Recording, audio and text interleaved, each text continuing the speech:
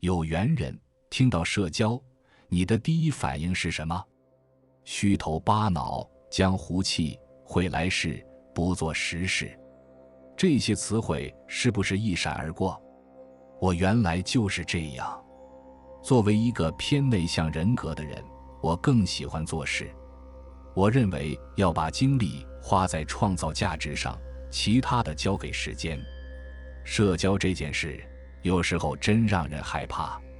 明明不那么熟的人，要寒暄，要找话题，要装出很有兴趣的样子，一直坚持到聊天结束。每次都像被逼着演了一出大戏。最尴尬的是，有时候聊着聊着就不知道该怎么继续了。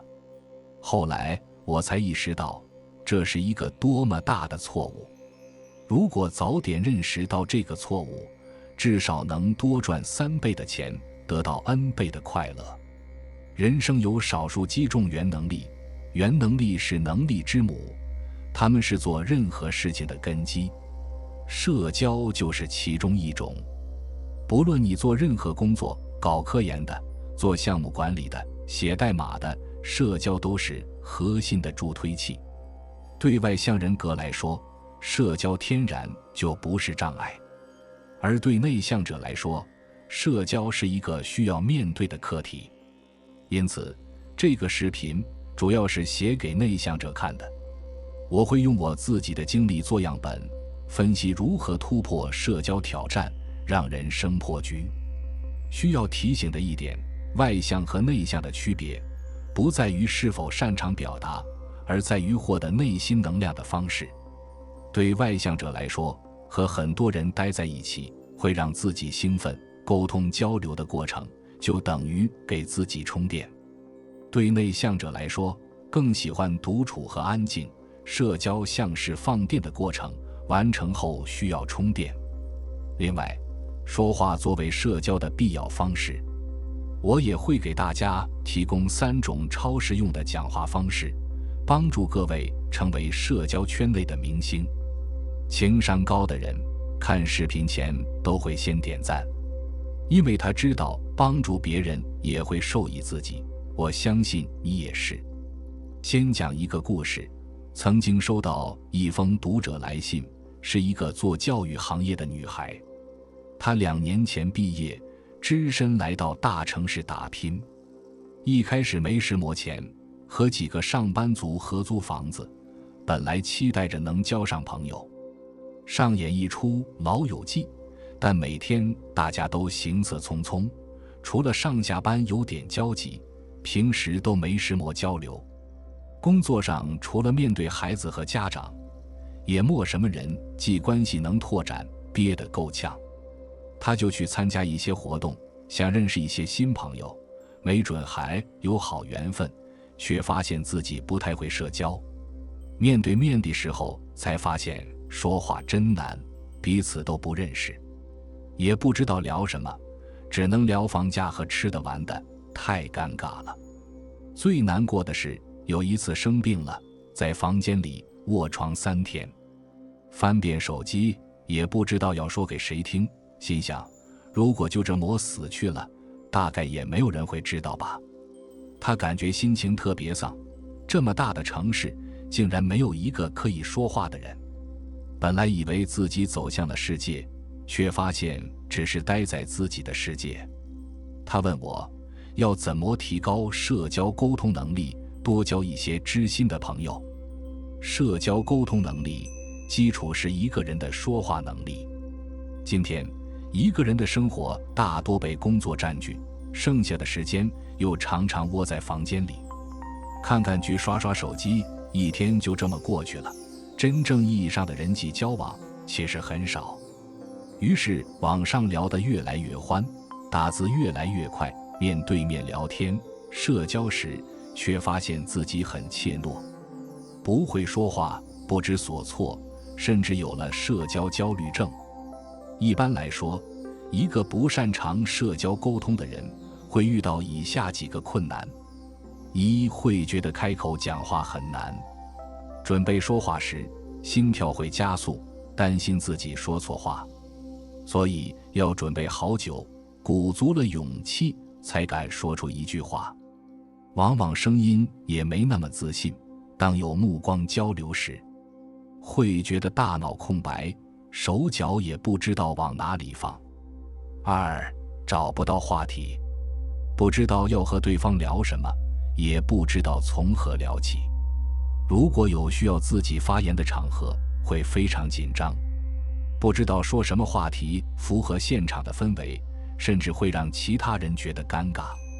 3. 不能精准表达，说话时思路不够清晰，说了半天也抓不到重点，废话连篇，让对方觉得不耐烦。有时候分不清轻重，不知道哪些话该说，哪些话不该说，常常话一出口就后悔。4. 控不了场，容易被别人带走节奏，自己的话题被轻易打断，想要表达自己的想法却插不进嘴，觉得自己表达很枯燥，没有感染力，也很少能打动对方，所以常常觉得没自信。这些问题一部分是心理层面的，一部分是方法层面的。心理层面需要突破心理障碍，敢于向前一步，开口说话。方法层面则是你要知道该怎么聊，怎么控场，这需要的是学习和实践。就像一个想学游泳的人，不仅要学会动作，还要克服恐惧。下水游个几十上百次，才可以说自己是真正学会了游泳。想知道如何改变，请听我慢慢道来。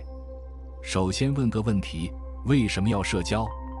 很多内向者都曾经想过一个问题，让我一个人安安静静的工作生活，不打扰其他人，也不受其他人干扰，不是挺好的吗？错，没有人可以做到独立于社会，只做自己的事。马克思有一句经典的总结，人是社会关系的总和，没有人是一座孤岛，每个人都生活在他的社交网络之中。社交网络帮助我们成长，成事，给我们提供慰藉和心理支持。追溯到人类祖先，智人之所以能在和其他大型动物的竞争中胜出，就是因为智人会协作，擅长以团队的形式战斗，战胜远胜过自身的敌人。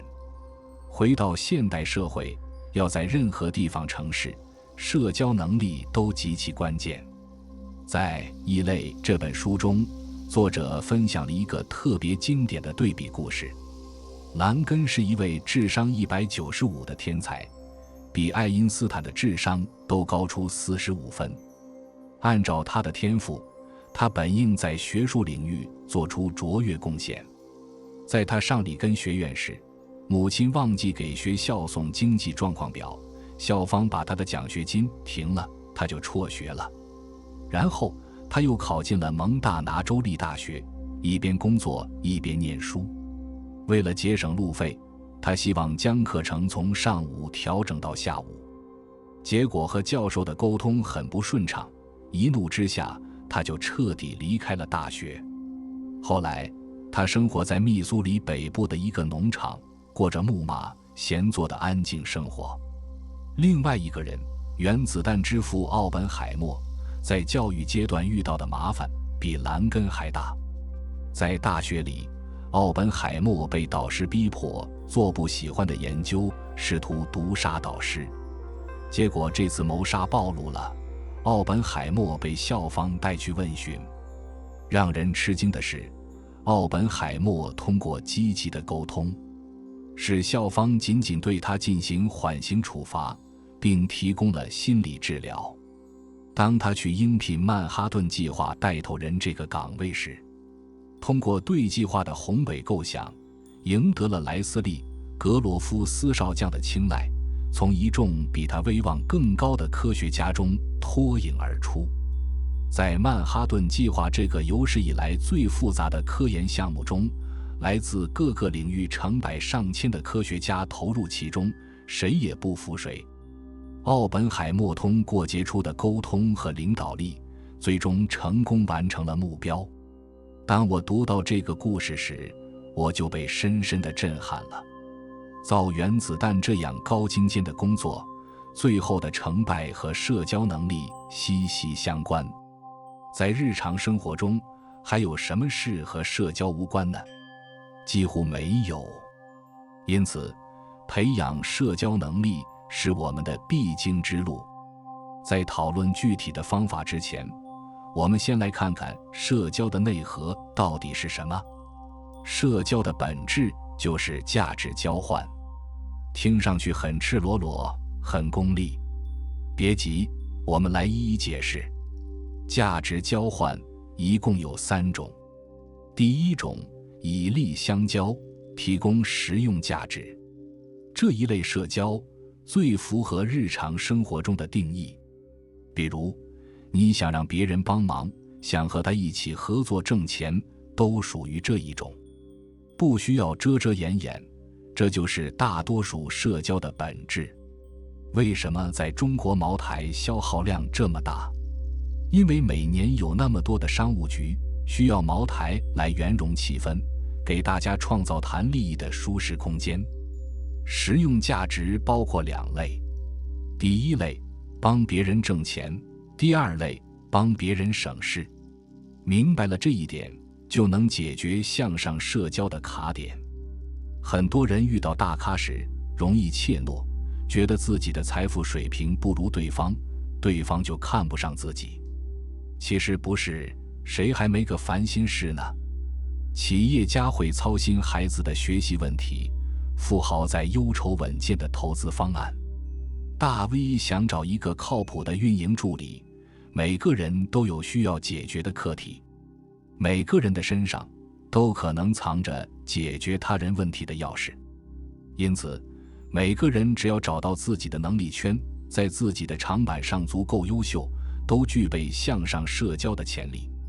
第二种，以义相交，提供精神价值。小时候听到高山流水遇知音的故事，特别感动，这是人性中最光辉的一面。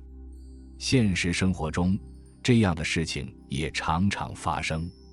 这些年，我遇到了一些好朋友，最开始交往时，完全没想过和对方发生什么实用的往来，只是因为欣赏彼此的价值观和人格，就深感投缘，一见如故。人生而孤独，这是很多痛苦的来源。但当你遇到这样的朋友时，就像一艘船在漫无边际的大海上航行，突然遇到了另外一艘船，你会不自觉地感叹，生命是如此神奇。在这一点上，我们要先成为一个精神丰富的人，多读书，多体验生活，让自己言之有物，这样就放大了认识挚友的概率。第三种，以情相交，提供情绪价值。还有一种社交，就是一起吐槽，一起欢笑，一起唠嗑。这种社交也非常重要，因为人活在世，总难免有坎坷。在关键的时候，有人从情感上支持你，会让你获得足够的动力。在生活中，我们会观察到一类人，他们很擅长提供情绪价值。简单来说，就是能够让别人开心，让别人舒服。这类人不论做什么事情都更容易成功。以上这3种价值交换并不是完全独立的，在同一个社交场合中，他们可能都存在。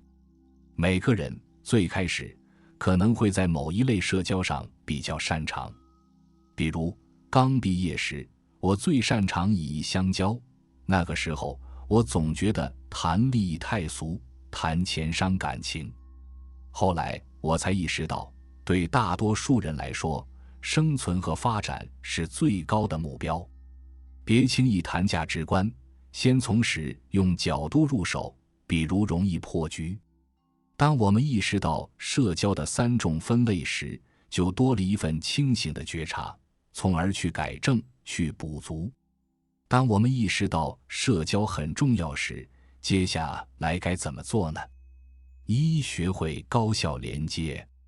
之前在一家公司工作时，我经常收到很多广告商务人员的消息，有些人申请加联系方式时，只会说4个字：商务合作。通过好友申请以后，部分人的沟通方式更让我哭笑不得。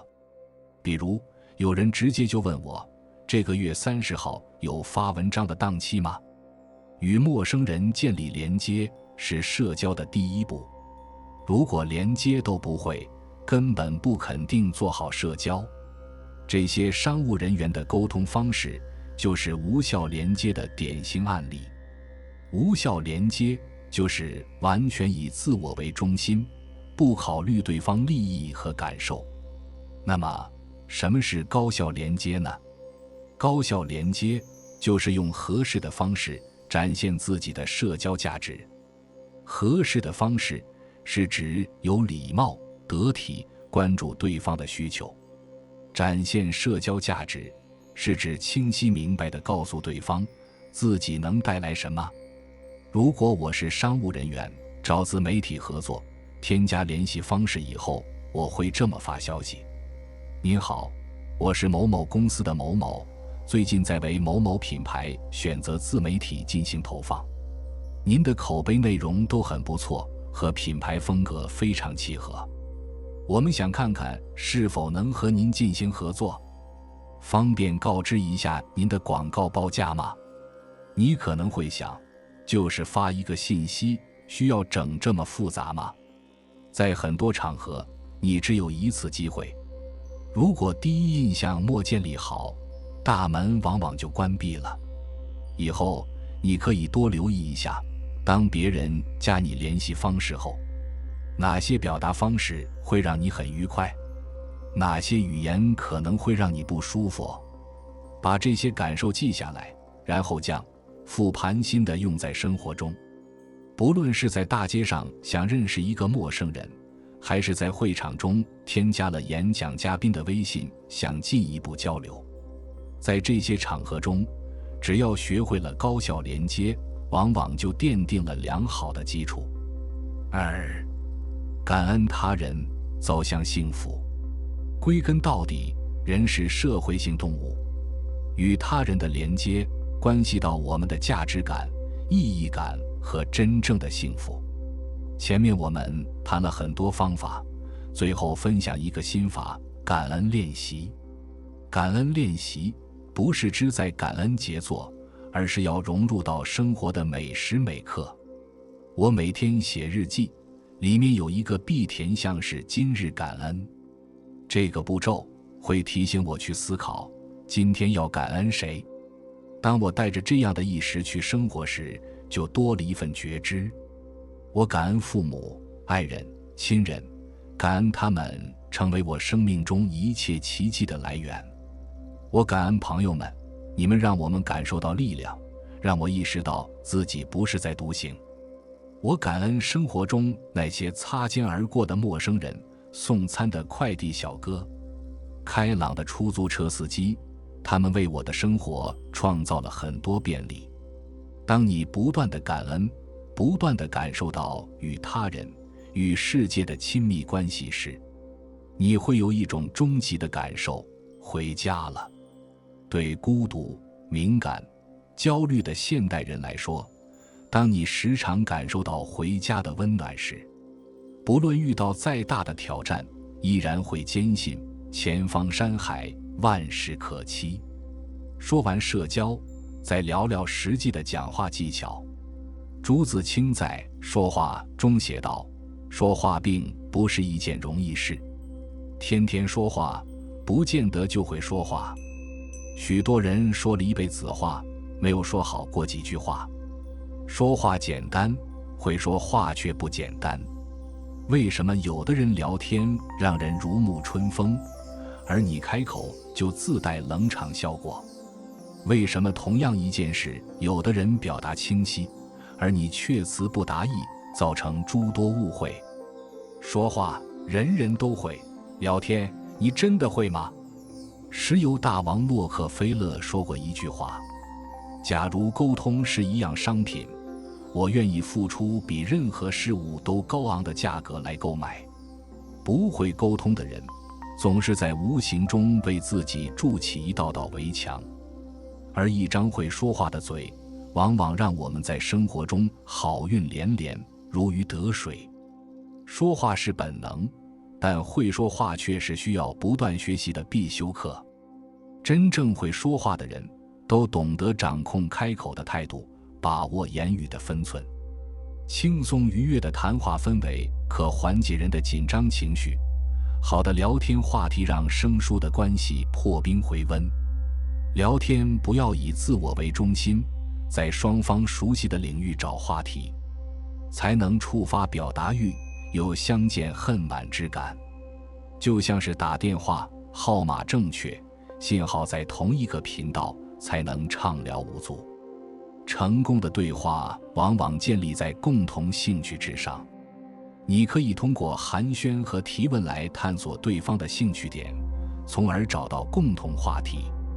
从询问对方最近的旅行经历、喜欢的电影或音乐、热衷的运动等轻松的话题开始，寻找相似之处，彼此才能融洽。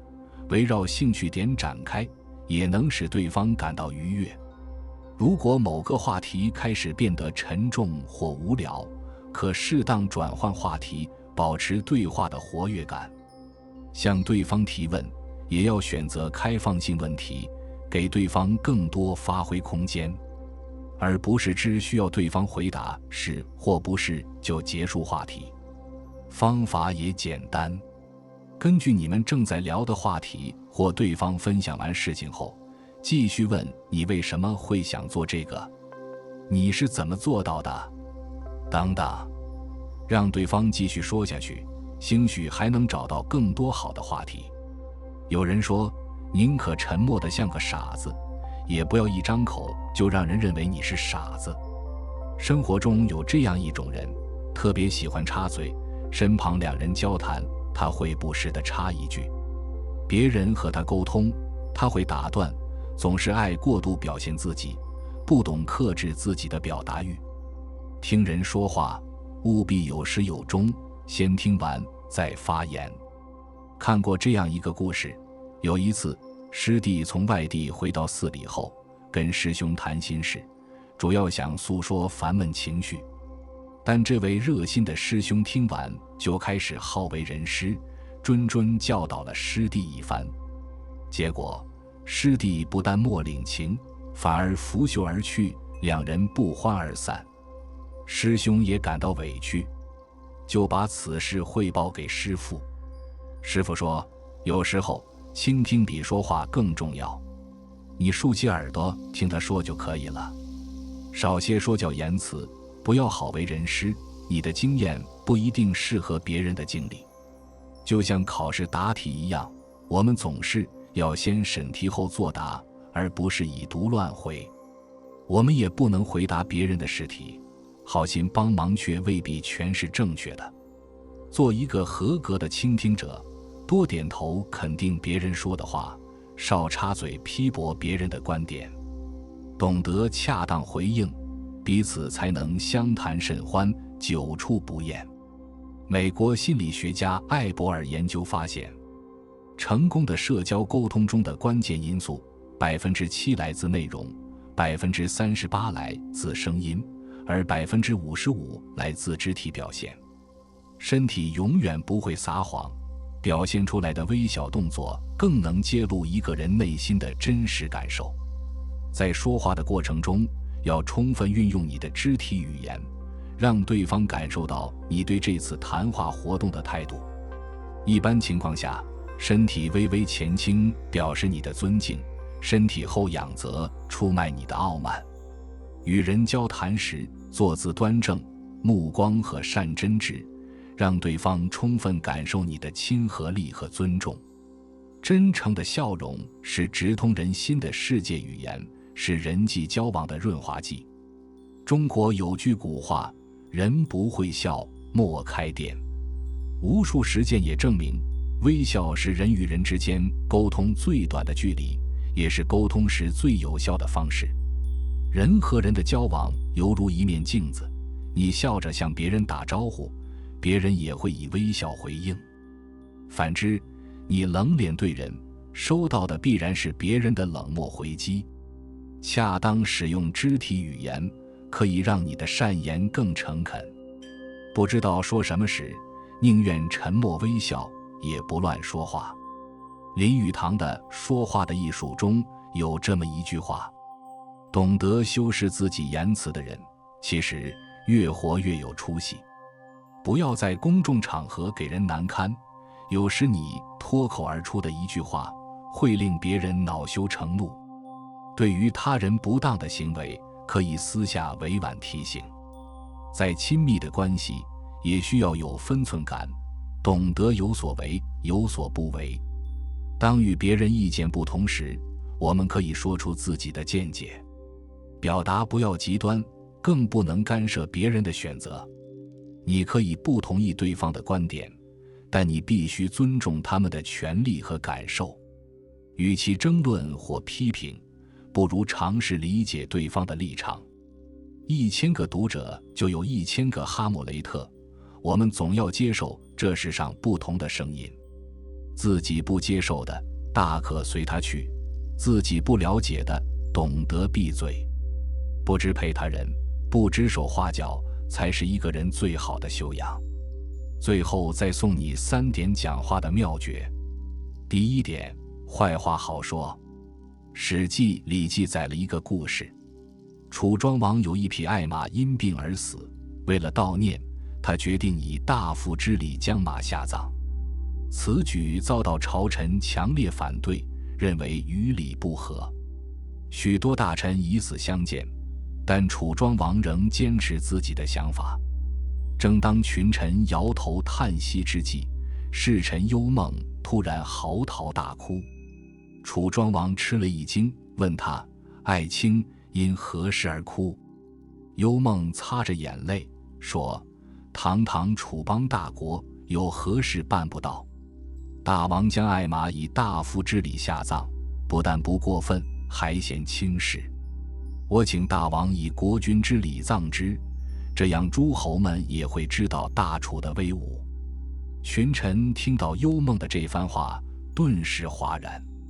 楚庄王却沉默不语。过了一会儿，他说：是我有欠考虑，为马下葬一事，就此作罢。幽梦熟知楚庄王的性情，知道强言硬谏只会适得其反，于是先顺着他的意思说下去，含蓄的劝诫果然一举奏效。曾国藩说：劝人不可指其过，须先美其长。人喜则语言易入，怒则语言难入。与人沟通的时候，若措辞太过直截了当，容易招致对方的反感，甚至引发争论与冲突。相反，把话说得婉转一些，对方心情愉悦，也就更容易听得进去意见。那些让人不舒服的话，不妨委婉含蓄地说出口，让别人感到舒服，也使自己能游刃有余，事半功倍。第2点，大话小说。有句话说，骄傲是失败的开头，狂妄是智慧的尽头。一个人若是太高估了自己，注定就要输得一败涂地。在求职节目《非你莫属》中，一位叫杨兴祥的求职者一上场就许下豪言壮语。他扬言自己是商业奇才，愿意用智慧帮助企业家们功成名就，并提出了月薪9万的条件。可当企业家们问起过往成绩时，他又拿不出一个成功的案例。面对百合网创始人穆言提出的质疑，他非但没有做出解释，反倒说要给对方上一课。结果第1轮投票的时候，在场的企业家们全都灭了灯，直接把他当场淘汰。老子有句至理名言：大象无形，大音希声。声调越高的人，越不会有太大的出息。真正有实力的人，从来嗓门都不大。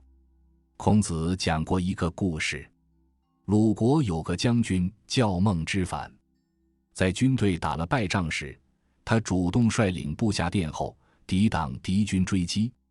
等到安全回城后，大家都赞扬他，他却回答道：并非是我勇猛，实在是我的马不肯走。